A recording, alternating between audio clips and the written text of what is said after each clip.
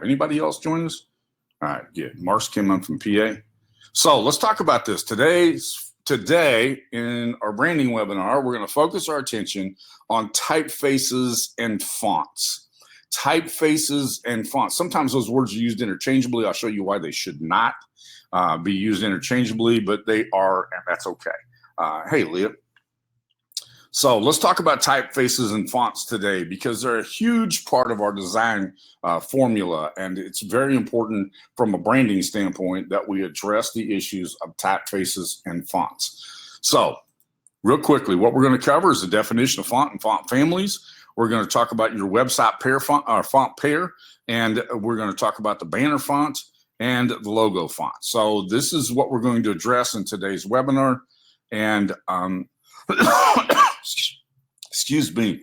So what we're going to address in today's webinar, and I will jump right into this. We're going to go rather quickly because there's a lot of stuff to look at today. A typeface is a set of characters of the same design. Those characters include letters, numbers, punctuation marks, and symbols. So that's the typeface. The difference between a typeface and a font is this. Veranda is a typeface, while Veranda 10-point bold is a font. Y'all understand the difference, what we're talking about here? Veranda is the typeface, and the way that typeface is presented is the font. That makes sense to everybody? All right, very good. So and we'll probably end up at some point in time, I'll refer to Veranda as a font, but understand that it is technically a typeface. And so when you're talking with somebody, it's important that you make sure that we're all using the same language, okay? The next thing is today's goal is finding suitable fonts for your brand identity. This is our goal for today. We want to find a suitable font for your brand identity. And I'm going to give you some exercises. We've gone through some things already that can help you to figure out what's going to be best for your brand identity. We've been down a customer, we did the customer avatar, the customer hero that we called that, and the hero journey. We talked about your brand identity and the problem that you solve, the mission that you have, the purpose and principles and the things that are associated with that. So we were building the tools to get to this point so we could talk about fonts and typefaces. Okay. How many of you are caught up on that homework of the customer journey, the brand identity, and then last week we picked the colors that were associated with that? How many of you are caught up?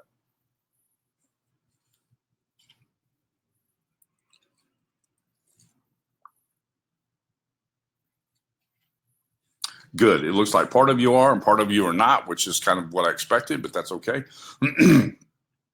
I really need to stay closer to the coffee so I can get through this morning.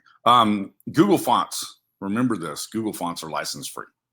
Every once in a while, somebody will say on some platform, and remember I'm associated with several platforms, on some platform somebody will say, well, you have to have more fonts than Google, or because I have a special brand font.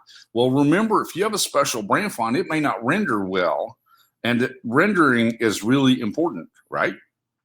If I'm using a font and it doesn't render properly on your browser or your phone, how much trouble are we going to be in? How much benefit do I get from that font? So if we're looking at Google Fonts, we should probably remember the fact that they're license free, and because they're license free, they're going to render properly. Make sense to everybody? Keep things, what goes in the blank?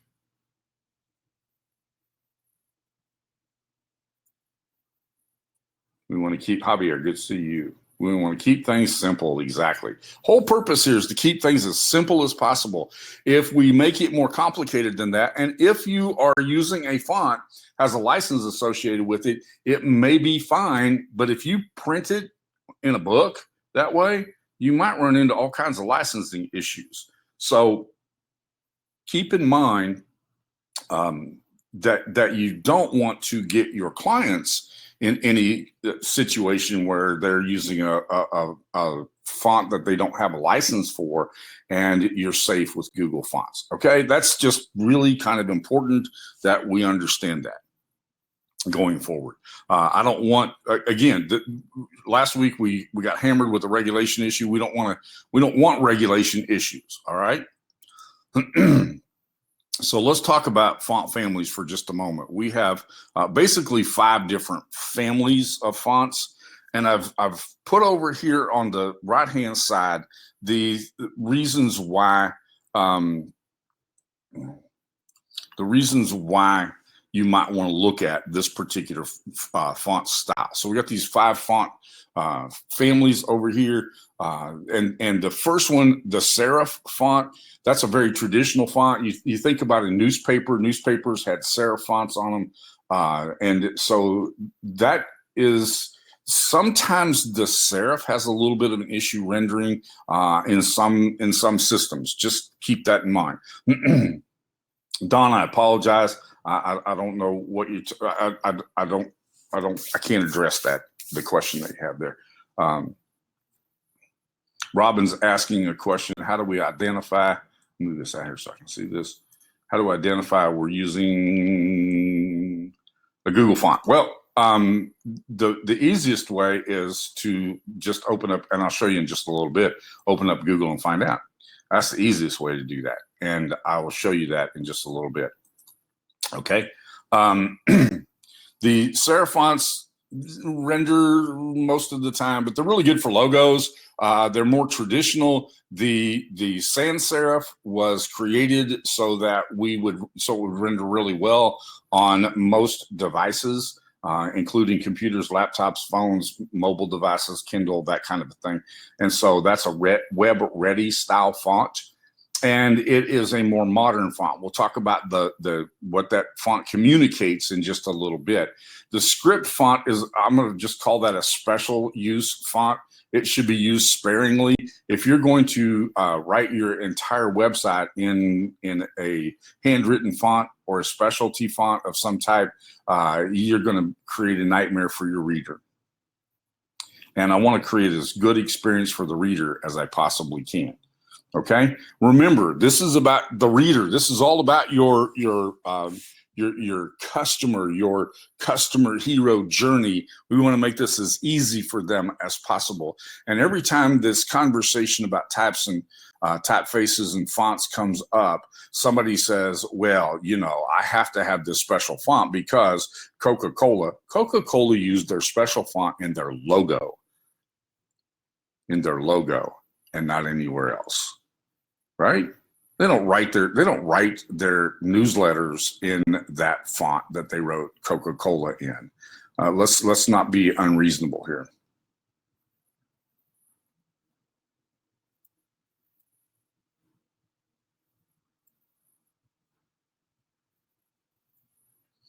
Art's asking an interesting question, and he says, "Where's modern?" Modern is basically the sans serif fonts, or the modern style fonts. And I'm going to use this right here as the display fonts, and those should be used in banners. So for tracking for this purpose, we're going to use this language to define what we're talking about here. If I'm writing for the web, I want to use the sans serif font. I'm going to show you some examples of that and how to arrive at that in just a little bit. Here's the problem, and I'm going to say this in a group of people who, some of you all are graphics people. Graphics folks really, really like to have the uniqueness, just like when I used to years and years ago color match people's furniture. If I did something special, if I created a specialty door or a specialty trim style or something like that, I added something to that color that nobody else could mimic. And when I gave you this little piece of advice up here, I was saying everybody can mimic it. So just keep that in mind as you deal with people who come from that background. We tend to protect what we can do. and we want to make it unique. Here are the 3 places that we're basically going to focus our attention on today. We're going to talk about for your website, for the headlines and for the paragraphs. It's the headlines and the paragraphs. When I talk about writing for the web, we're talking about writing the headlines and the paragraphs. And then we have the logo right here. Now, I've already mentioned the fact that the best way to handle your logo isn't to have the typeface in your website, but instead to have the typeface associated with it in an image where it is easy for me to take that image and put it anywhere I want to. I don't have to worry about the font rendering properly. All I have to worry about is the image rendering properly, and it will render as an image and not as a font. Does that make sense to everybody?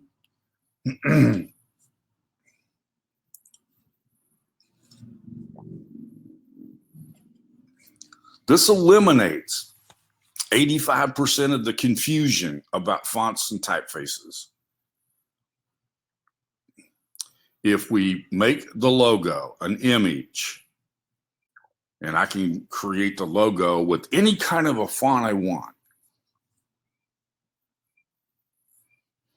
we're not going to talk about uploading fonts to Usign. And the reason is this, Leah, uploading system fonts to Usign, and by the way, you don't upload them to Usign. They're simply available in Usign. I may be able to show you that before we get finished today, but you don't upload fonts to Usign. They're in the bottom of your drop down where it says system fonts. Those are the fonts that you have available on your computer. I will show you how you can download the others in just a little bit, okay?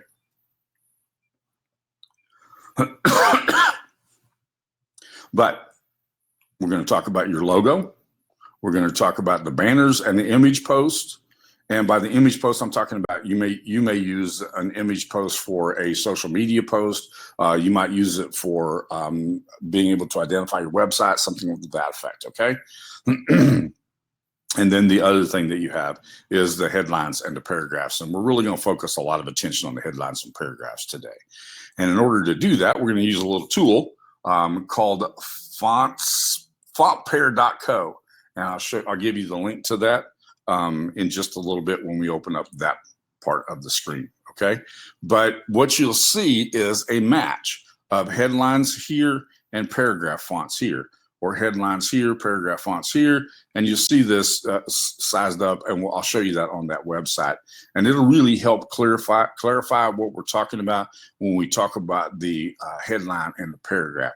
You'll get a chance to see these in, I love what fontpair.co says, you get to see it in the wild. So, and then we'll talk about Google Fonts. I'll show you a little place where you can go to Google Fonts. That was the earlier question, how to identify what I have, and you'll be able to find the Google Fonts that are here. Now, I've never counted these, but the last I heard, this Google Fonts public fonts were up to 920. And that seems to be growing because the first number I heard was somewhere in the low 700, and I've seen it creep all the way up to 920 now. So apparently that font family is growing in Google. Okay. Is it 977, Ray? Thank you. Ray's got more time to count those than I do. So I'm just kidding. Thank you, Ray. I appreciate that. I knew the last time I looked, it was like 940. So it continues to creep up. At the rate that it's going, it'll be 1,000 before my birthday. So that'll be good. Had to throw that birthday comment in there somewhere. We're going to go back and take a look at this hero sheet that we used before, and we're going to talk about what feeling do we want to communicate. And I've been playing with the logo here. I'll talk to you about what I came up with there. The Arts asked a brilliant question, and I believe this. This is my thoughts completely. I think there's 3 places. I think you have a logo and a tagline, and the logo and the tagline may be, as you see right here, and I keep my logo and tagline together because it doesn't, the the business name doesn't make sense until you attach it to the logo, or to the tagline. And so I keep them together, but they're two different fonts. And I'm going to tell you how I arrived at those two different fonts in just a little bit. So the tagline can be a font. The logo can be a font. Then you have headlines and paragraphs as a font. And then that leaves you with a fifth font. And that fifth font would be anything that would be in your banner ads. So I would limit it to 5. And 5 sometimes is stretching it just a bit, but no more than 5. I put a lid on 5. There's a reason why you only have 5 fingers, because you're not supposed to have anything more than 5. So then you need to take a careful look at this document here and figure out, what do I want to communicate? What am I trying to communicate? I'm trying to communicate something, and can I use my fonts to help communicate that? And so I had to ask myself this question here: what am I trying to communicate with this? And I looked carefully at the definition that I have for my customer journey. And as I looked at this, I made a decision about this. And I'll tell you what that is in just a little bit. But this became really important as I looked at this. How do I want to create that journey in my logo? What am I communicating in that logo that makes that journey make sense? Okay. And that's, what feeling am I trying to communicate? That's the key here. And so as I look at this is a simple guide. It's not cast in stone. It is totally opinionated, but it's an opinion shared by the majority of people who deal with fonts on an everyday basis. So, but I think this can help you. If I'm looking for something that's traditional, then I might want to choose a serif font. If I'm looking for something that is modern, I would want to use a font that was a sans serif font, and it eliminates those serifs that are at the edges of the lettering. If I want something that is unique, then I might pick a display or a novelty font. If I wanted something that was stylish, then I would pick a script font, but I would use it with some reservation. Yes, we gave that, Javier, we gave that out a while back. And I'll give all of those when we open up that Google Docs in just a little bit, but I'll be glad to share those all with you for that customer journey. If you're asking how the worksheet for this, yeah, I'll share that with you in just a little bit. But what feeling do I want to communicate? Do I want it to be, do I want it to be in this category in here? Remember, my audience is, and I carefully laid this out when we started, and we're using my business as an example. My audience is people over the age of 50 years old. And so the traditional font works, but it only works in the logo. It only works in the logo. I wanted something that was unique. So that's how I arrived at this. Does that make sense? Do you understand what I was trying to do with this font? I'm not totally satisfied with this, but that's the reason why I did that. Thank you so much, Michelle, for posting that link. I appreciate it. But that was the reason why I selected this. I'm targeting a specific audience that will identify with that traditional font. But the ultimate outcome is unique. Do you see that in that logo?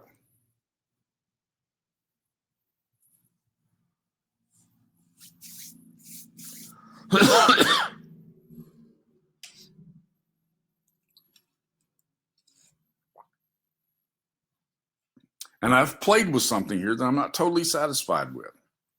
But I did use my call to action, that high accent font or that high accent color. I used it for my tagline.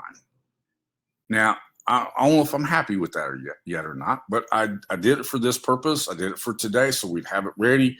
But I wanted you to see that. I love the tagline, but I wanted, because this is the goal. Eric says not the goal. The goal is to put simple systems in place to make awesome easy. That's the goal. And so I want to make sure that the goal gets communicated, because, and we talked about this before, remember, all of these things are all connected.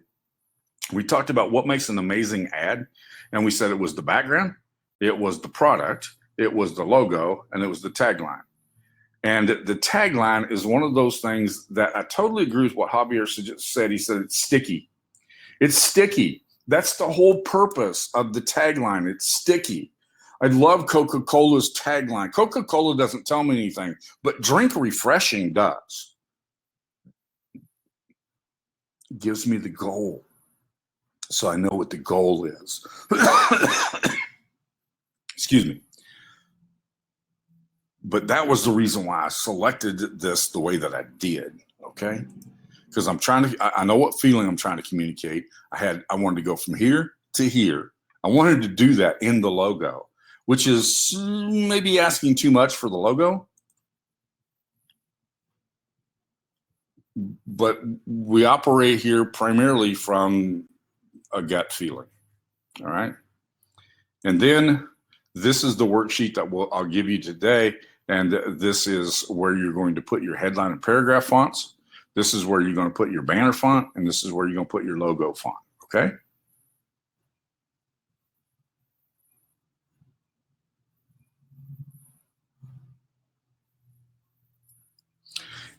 It's still a logo on the page, Art, and so I eliminate it from the number of fonts I would use on the page because it is a font. And it's something that people see. And if I have a bunch of, it's like the wedding photographer that's taking wedding pictures and the background's really noisy. It becomes another part of the noise in the background. And if I can minimize the amount of noise in the background, the more I can focus the attention on the bride and groom. Well, the bride and groom, guess what, folks? The bride and groom on your website is your headline and your paragraphs, right? That's where you want people's attention.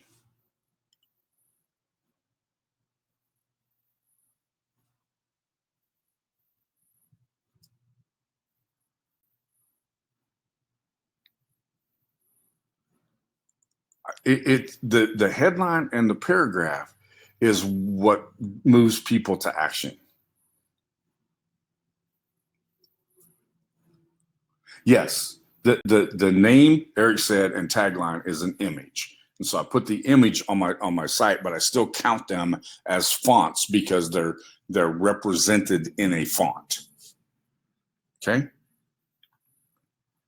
Now, hopefully I didn't confuse you all with the bride and groom illustration, but the truth is that what moves people to action is my headline and my paragraphs.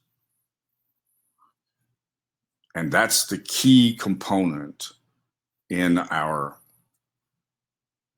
brand identity. The name and the logo become important, but the headline and the paragraph are the thing that moves people to stay on your page, to read, to do the things that you want them to do. So we're going to take a look at, now let me stop sharing my screen, and I want to take you over to look at those other spots.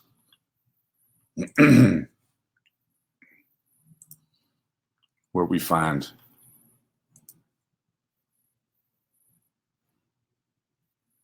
okay, I think this is the right page. I think this is the right page.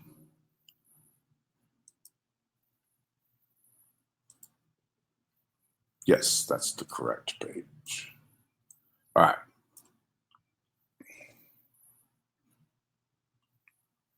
All right, y'all see that okay? Have any trouble with seeing that?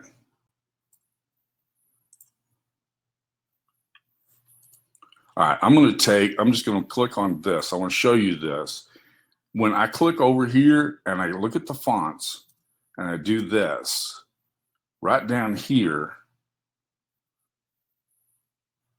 I'll find my system fonts, okay?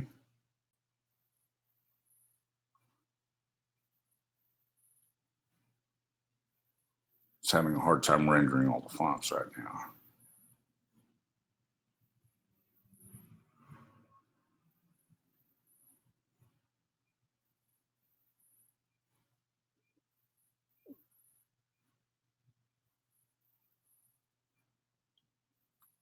And we should be right here. They're in alphabetical order, but these are your system fonts. So the way that you get a system font is that you make sure it's downloaded to your computer. And I'll show you how to do that from Google Fonts in just a moment, okay? But that's your system fonts right here. Some of those system fonts are reproduced in Designer, or in Usign, like Droid Serif, which is the font that this is right here. That's that font right there. And then Adventure is this font right here. All right, does that make sense to everybody?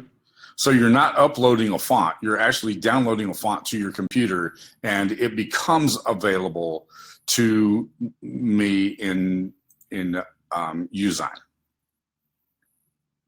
Now, there's some limitations, and this is the reason why I say you don't necessarily want to do that. I'm going to take just a second and show you one of the limitations. Let me just grab a font here, and we'll take this one right here. These are all going to be tiny. Now, I've got to move this back to, oh, come on, Eric. I've now grouped them together. Not going to get me distracted here. That's not what I wanted to do, is get distracted. So this right now, if I change this to a system font, do you notice how I rotated this? That's the reason why I picked that font. If I go down here and I pick a system font, like Apple Gothic, notice I can't rotate it. That's the reason why you don't want to use a system font in Usign if you can avoid it. You want to try to find a comparable font already in Usign, because these fonts were designed to be only rendered in a horizontal plane. Does that make sense to everybody?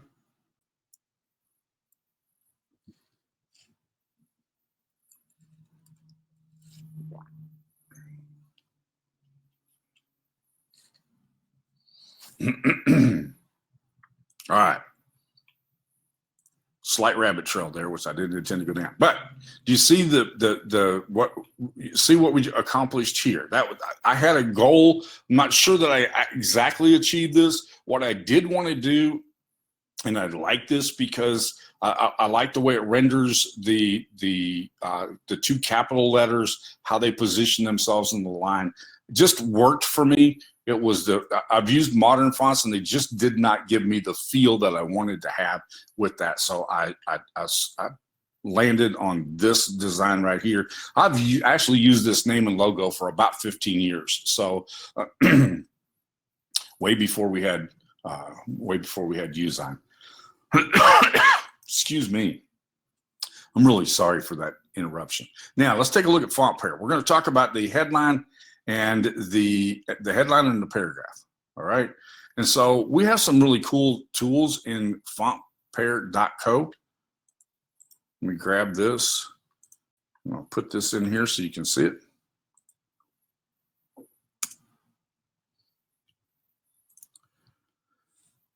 And they give you featured font pairs here. And this right here is the headline. And this right here is the paragraph. All right. So when they're paired up like this, this is the headline, this is the paragraph. This is the Merriweather paragraph here.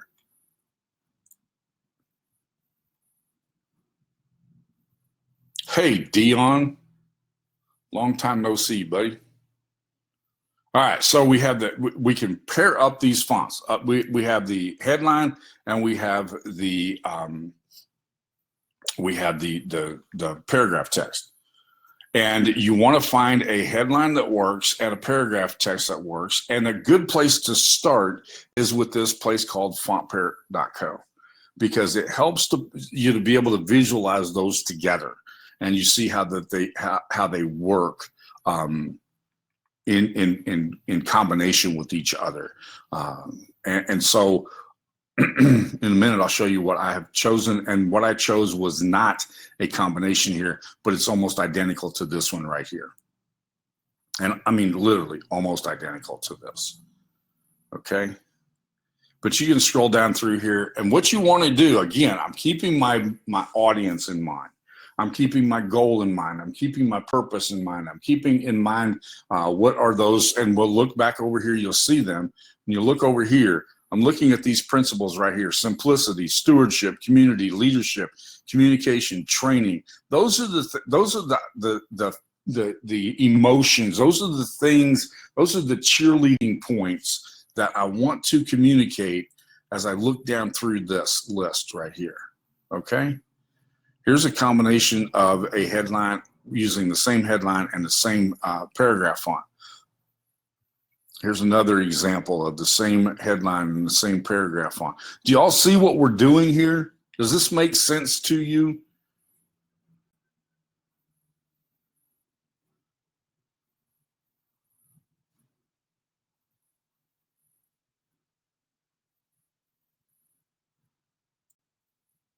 I don't think all of the descriptions are in Arial. I have the headline right here, and I have this one right here, okay? Here's another example. I'm not a fan of this Merriweather because it looks busy to me. Now, if I'm doing a video games, or I'm doing something that is associated with design, not graphics design, as in like I'm doing it for the military, this is a great place to look at these kinds of fonts. But as you go down through here, you can see this is too heavy for me. This doesn't accomplish my purpose. It may, but this is very light and it works really well. But I've got to find a combination that works well for me. In my opinion, there's never been an uglier font than this Archivo Black. I just think that might be the ugliest font there is. That might be the reason, Art.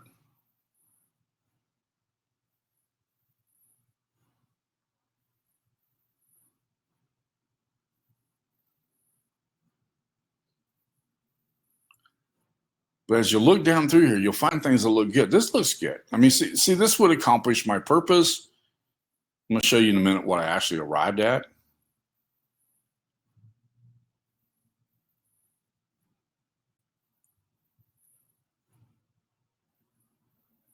And what I arrived at is right here. Okay. Steve, Stevens just mentioned, for selling consumer products, the ability to speed read and scan the text may be another consideration. Absolutely. And that's the reason, as a speed reader, that's the reason why the headline and the paragraph become the most important part. That's the part. I want to be able to read it quickly. I want to make it look beautiful. I want it to be right here. You can't see this well, so I was going to show it to you in another look in just a minute. Because to me, that doesn't look good at all. I can't see anything. So, but I want to be able to scan it real quickly and see if this is what I'm looking for. And so for me, a font like this for the headline and a font like this for the paragraph makes sense. It makes some sense. I didn't choose Source Sans Pro. I didn't choose that. I'll show you what I chose in just a minute. Okay, so let's do what Javier asked a minute ago, and we'll see if we can do this. And I'll show you we'll go to featured pairs like this. And now you kind of have to find that combination again. But I think this is a pretty cool look. And we'll see if we can find something that was close to what I was just talking about.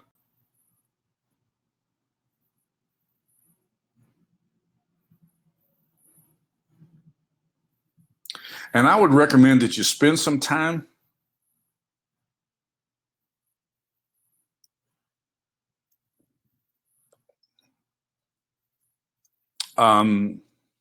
we have done, there's a question asked here and I don't want to ignore the question, okay? We've done tons and tons, 3.5 years of webinars. We've covered curved text numerous times.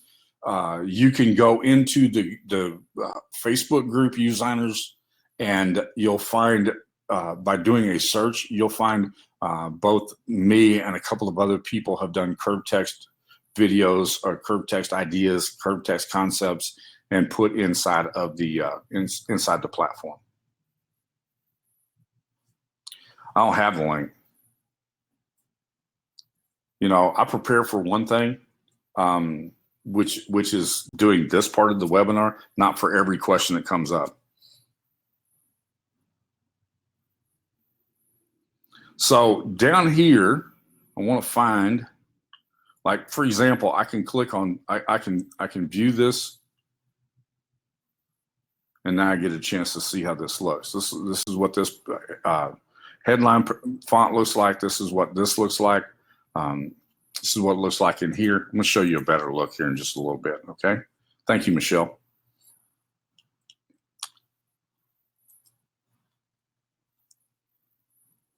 But you can go down through here and find, and then you can open this up and go, how does that look? All right.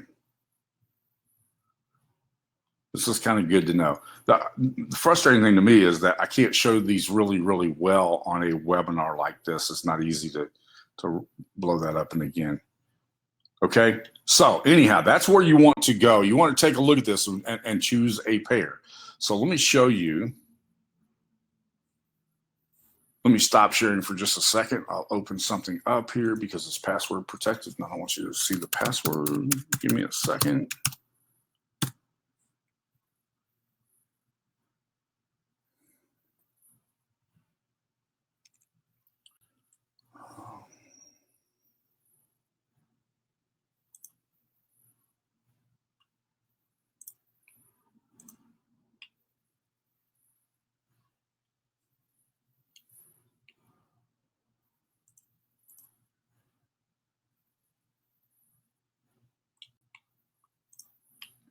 All right, let me share the screen again and you'll see what I'm talking about.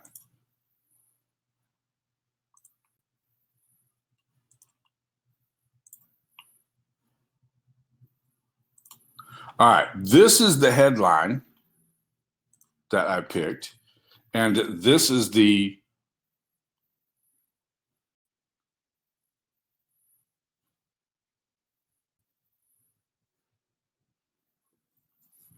I'm sorry, I'm a bit confused about, I'm not staying with an Arial font. I don't, this is not an Arial font. It may be rendering an Arial font on your computer, but this was the headline that I chose. This is Montserrat.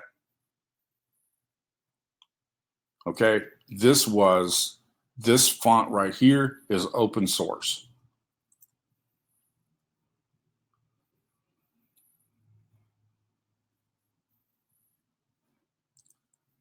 If I were to change this to a handwritten font, I run the risk, number one, of it not rendering on everybody's computer as well.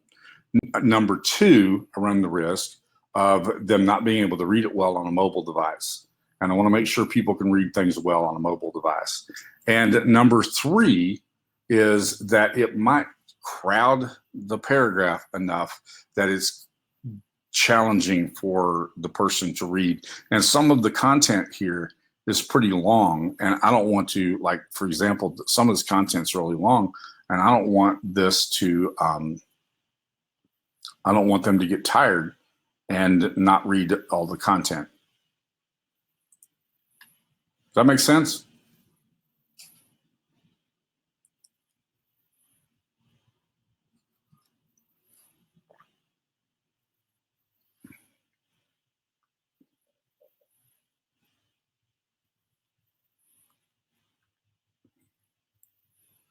But do you see how we've taken that the colors, the font colors, with the exception of this? This has nothing. This is the product image.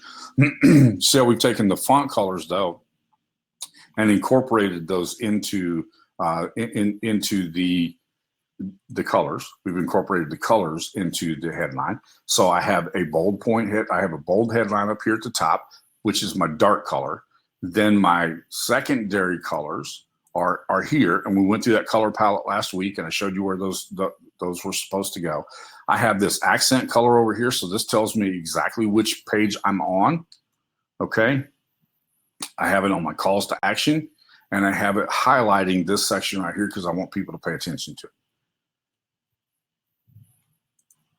Does that make sense to everyone? Do you understand how we've taken the fonts?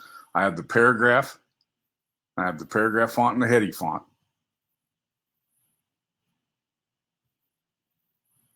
And I've set my computer program for my website up so that every time I use a headline, if it's an H1 tag, it comes out like this. If it's an H2, 3, or 4 tag, it comes out like this.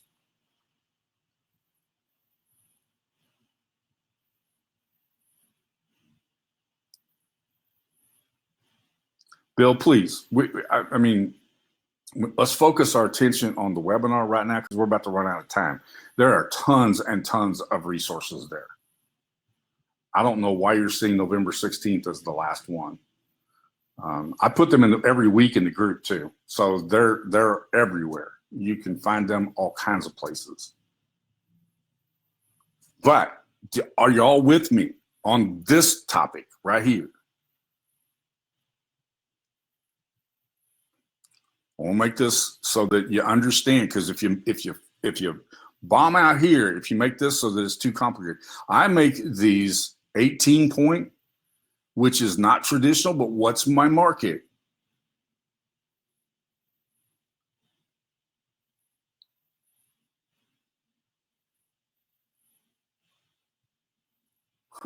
I love it, Ray. Old people.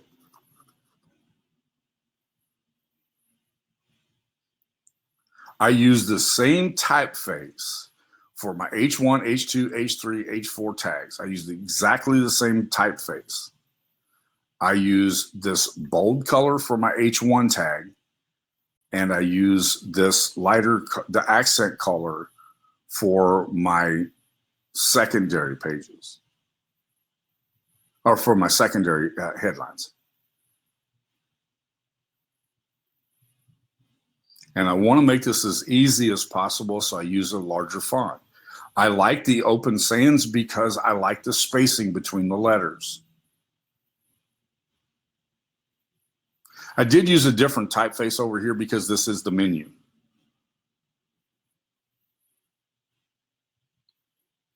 And I only want this to be highlighted in that menu.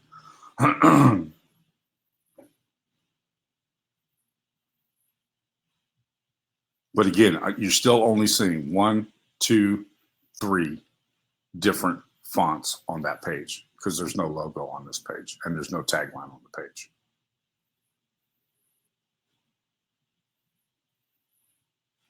If you get a black screen, it's been answered and answered and answered. It's because you need to give Flash approval to use your browser.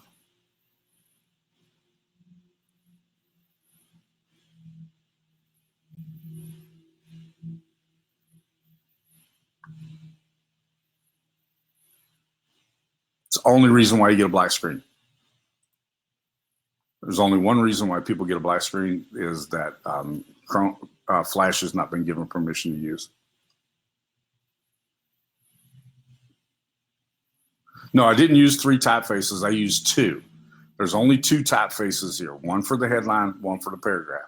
And then I had the menu typeface over here because I wanted it to look different than the rest of this. But all of my typefaces on my headers are the same, okay? All right, real quickly, I want to go with one more thing. I took my tagline and I typed it in. This is fonts.google.com. And I typed my tagline in here. And I selected a category over here. I wanted to use a handwriting category. And I started looking for something that I liked.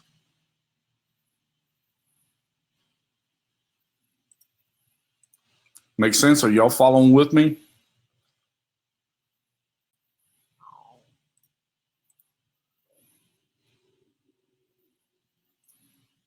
And I want something that communicates simple and easy, right?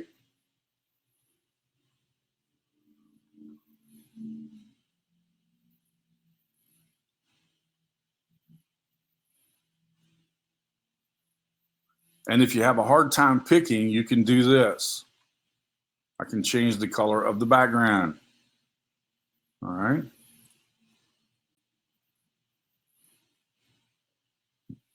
And I keep going back to something like this.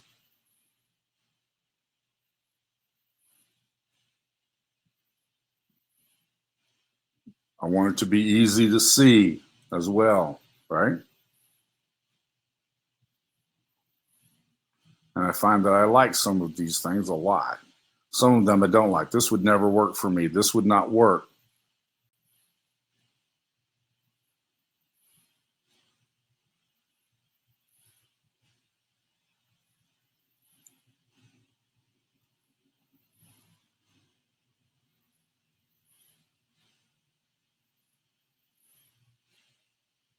So make sure you do that. Let me give you the typefaces here because we have to go. Grab the, that's the view only. Sorry about that.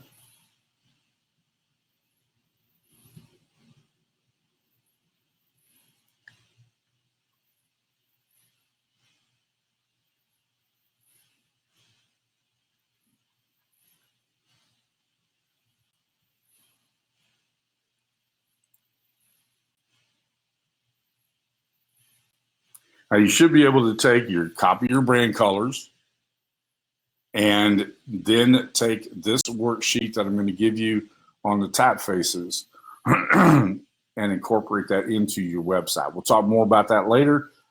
Next week, we're going to talk about how do you design that logo and what goes into the design. For right now,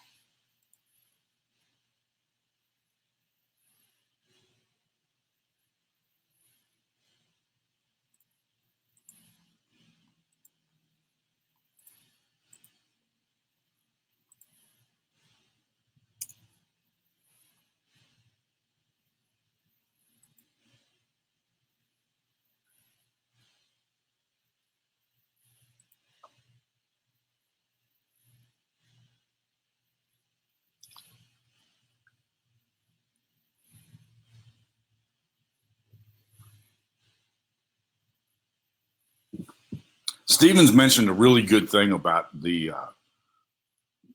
paragraph color. And I'm in the process of losing eyesight as well. And so I have to have these a little darker for me to be able to read. So, so I don't get tired. And so I make them a little darker than most people do. This is a very, very popular font. And so I use it a lot. I like it. I use it a lot.